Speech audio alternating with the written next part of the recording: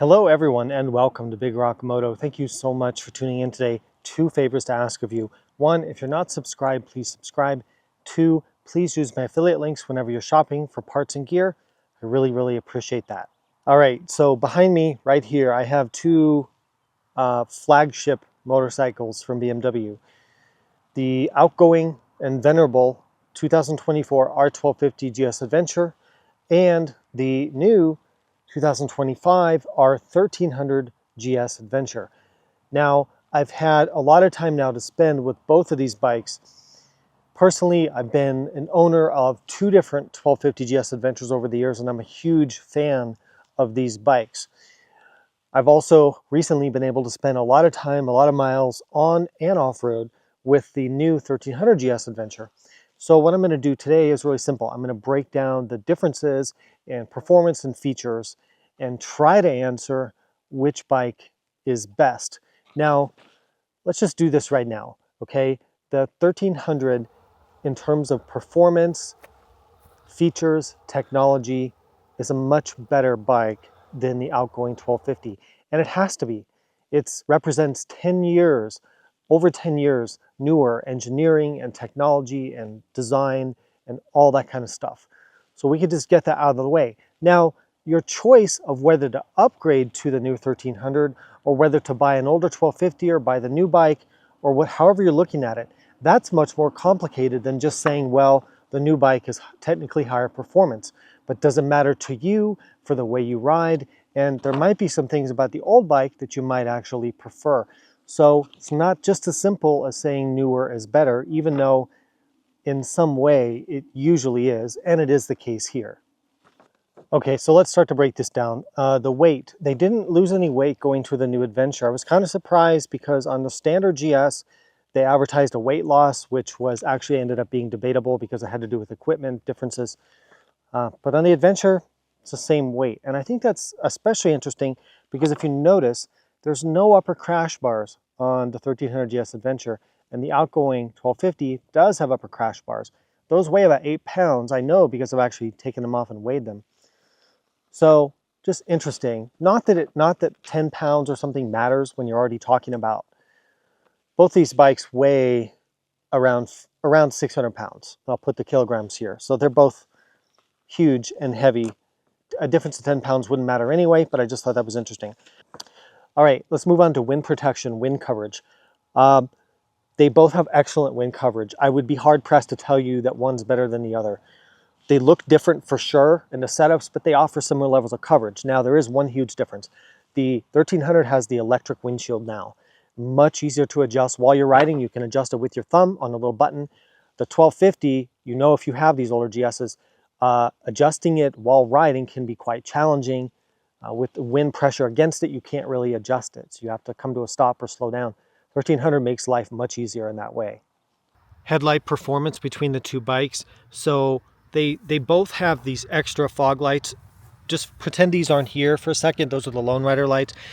The old style spotlights are there and the new style fog lights are here. I would give the slight edge in lighting, and they have this new array headlight. It's a good improvement on this versus the outgoing bike. The outgoing bike was pretty good for a motorcycle, for a stock setup.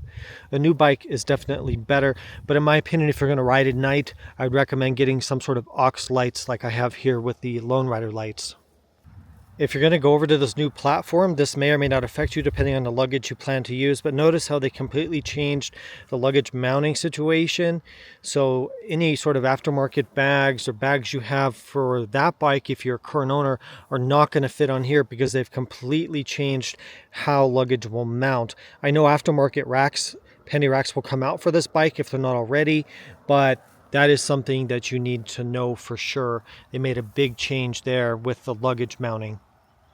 Another small difference you might not have noticed, but you notice how the center stand on the 1250 and the older GSs, you have this arm here that comes out. Sometimes it can kind of get, if you have a big boot or whatever, the position of your legs or your boots on the pegs, this can kind of be in the way. So what they did on the new bike, which is a really nice improvement, is they made this folding lever here. So when you're not using the center stand, you fold this in. Now you don't have anything in your way here.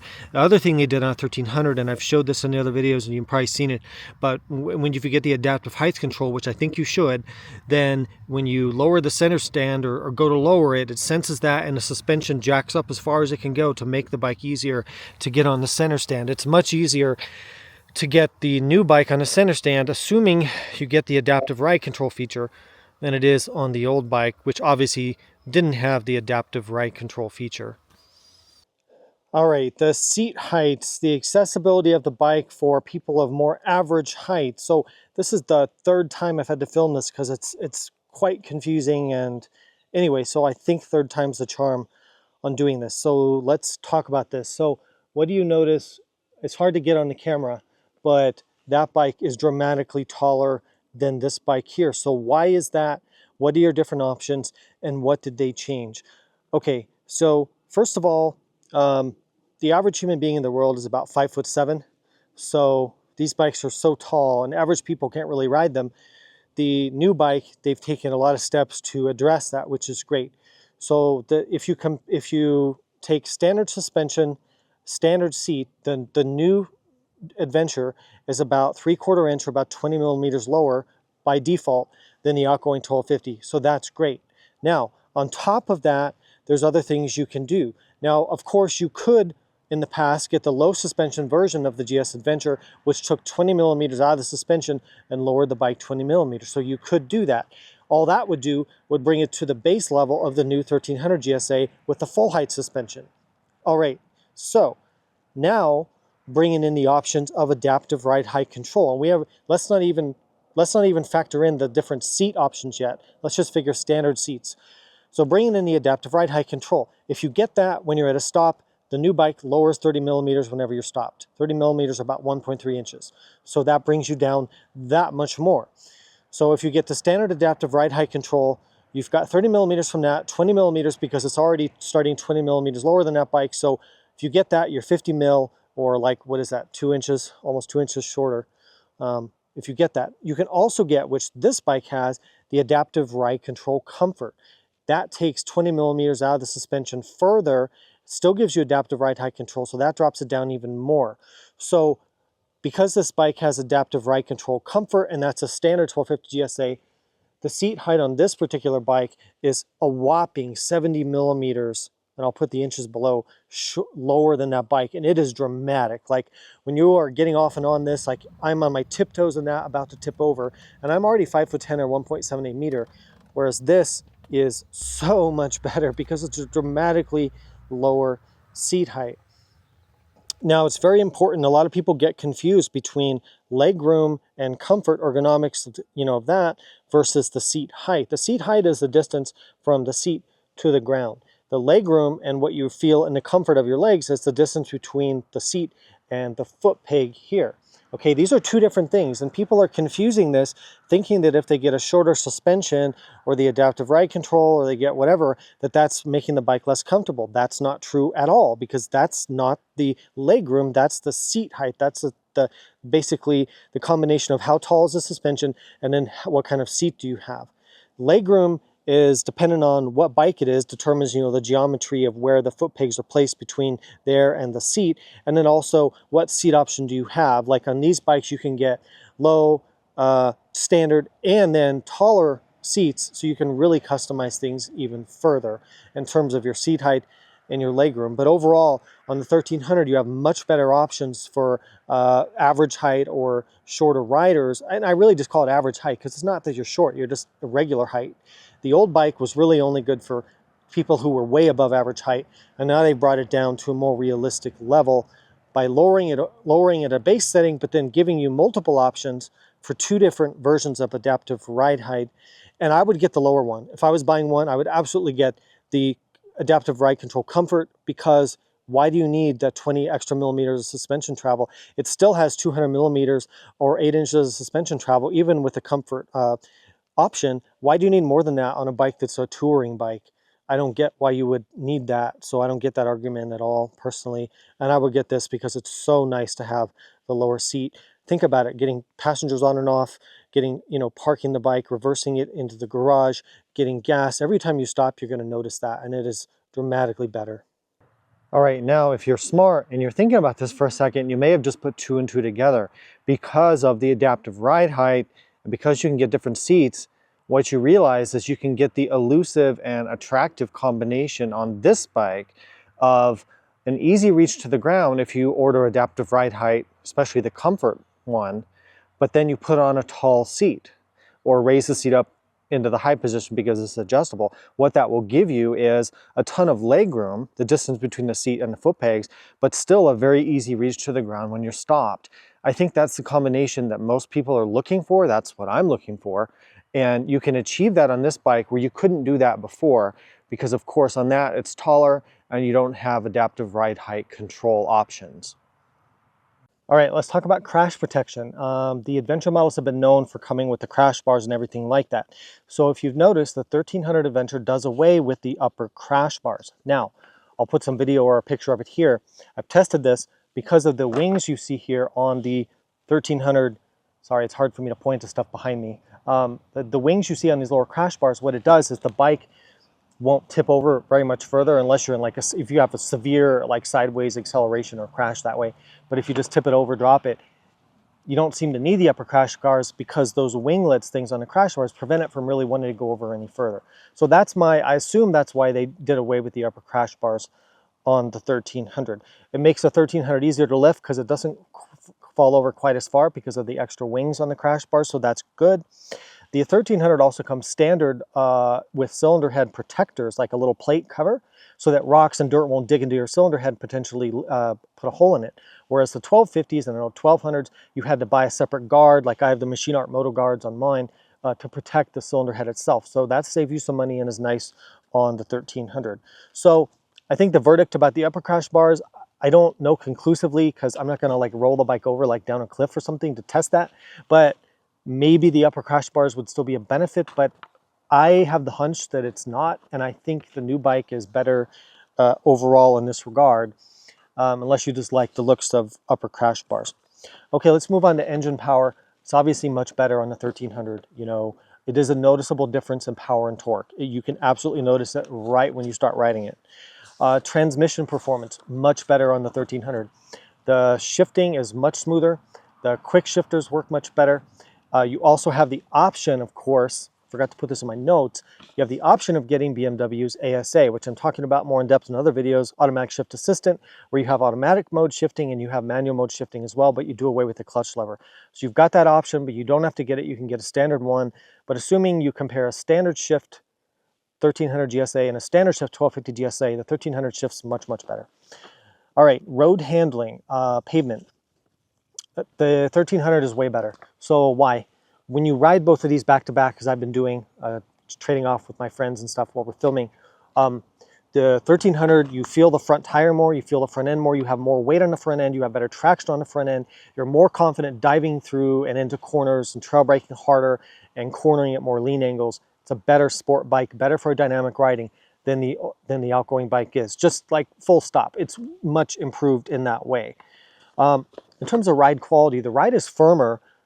The default settings, unless you start messing with it, which you can on a 1300, you can fine tune the damping settings, which is great. And you couldn't do that on the old bike. The ride's firmer on the 1300, sportier, so it doesn't have quite the floaty soft ride in the default settings that the 1250s had.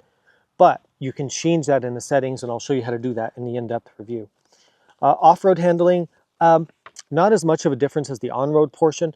Off-road, the suspension on the 1300, I would say, pushes it above the 1250 because you have better damping control. It's a better controlled ride off-road. You don't have the excessive rebound kind of motion that you get on the old bikes. And also the dual spring rate really helps out. So that compensates a lot for weight. And I'll talk about that here in a second. So off-road, I would give a slight edge to the 1300, mostly because of the better suspension performance, but they're both huge and heavy and not really great off-road. Suspension performance, okay, we've kind of talked about that, but the 1300 is a lot better. More damping control, more fine-tuned adjustments. You've got the dual spring rate, which better compensates for extra weight of a passenger and luggage. It's just better, way better overall. Braking performance, way better on the 1300. Stronger brakes, more confidence inspiring. Brakes on the old bike are good, but the new ones are better. Okay, electronics and controls, user interface. Okay, that's one area why I give to the old bike for sure in terms of being better. So what happened is you lost a lot of hard button controls when they moved to the 1300. They went to this multi-controller setup. We won't get into all that, but what it means is that to access things like your heated grips, your heated seat, your traction control, your ABS, your damping settings, and all that kind of stuff, you have to now go into menus to do that. And there are some quick favorite selections you can do that, but you can only assign 2 functions. So controlling things was much easier on the old bike, and I think that's they really missed the mark on that with the 1300s, and I've kind of covered that in the other videos. Rider aids, so electronic rider aids like the safety system. So what I like, so they've added radar to the 1300s. You've got front and rear radar, so you get blind spot monitoring, which they call lane change warning, or LCW. You've got collision warning and assist front and back. Importantly, you have radar adaptive cruise control. So to me, that's the big advantage. The radar adaptive cruise control is a game changer when you ride in traffic and you're traveling. So good. So good. You get used to it, you're not going to want to go back because it keeps the gap and it accelerates and brakes for you. And here's a tip: if you get the ASA transmission, oh my gosh, it even shifts for you, which is pretty cool.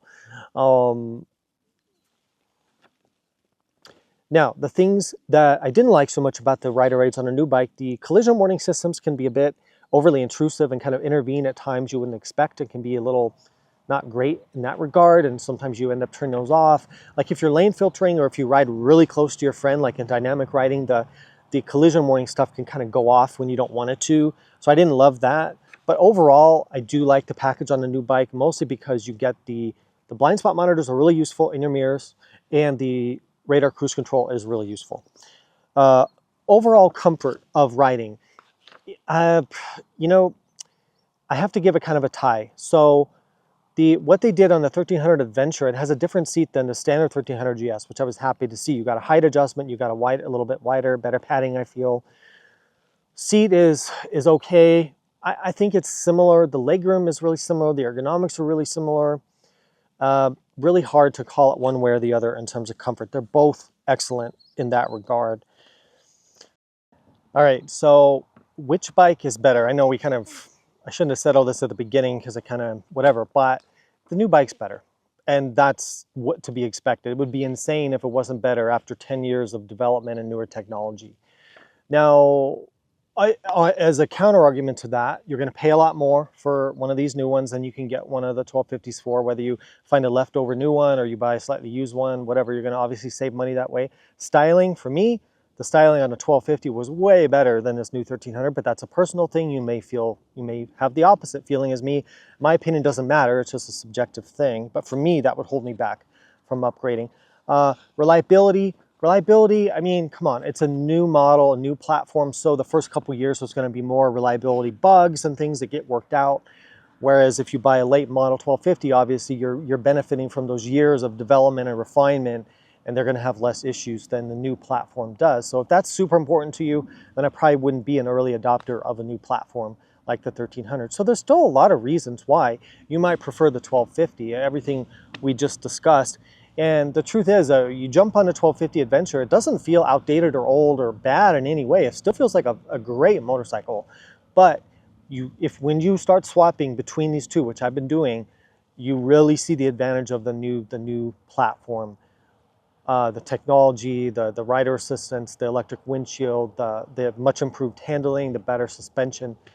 It really is nicer to ride. But which bike is better for you is only a question that you can answer for yourself. I hope I've given you the information you need to do that. All right, well, anything I've missed, put in a question down below and I will do my best to follow up with you. Thanks so much for watching. Ride safe. I'll see you out there.